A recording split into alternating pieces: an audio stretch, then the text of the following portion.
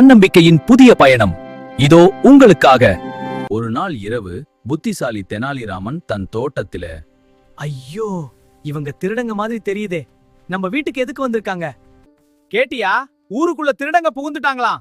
அடடா, என்ன சொல்றீங்க? நம்ம நகையெல்லாம் ஒரு பெட்டியில போட்டு கிணத்துக்குள்ள பத்திரமா ஒளிச்சு வச்சிடலாம். கிணத்துலயா? ரொம்ப ஆபத்தாச்சே. பயப்படாத, நான் பாத்துக்கிறேன். இந்த பெட்டி ரொம்ப கனமா இருக்குங்க. பரவாயில்ல, கிணத்துல போட்டுட்டா திருடங்களுக்கு இது கிடைக்கவே கிடைக்காது. இந்த திருடங்க நம்ம நகையை தொடவே முடியாது. வா, வீட்டுக்கு போகலாம். அந்த நகை பெட்டி இப்போ நமக்கு தாண்டா. தண்ணிய வேகமா இறங்கி சீக்கிரம் பெட்டியை எடுக்கணும்.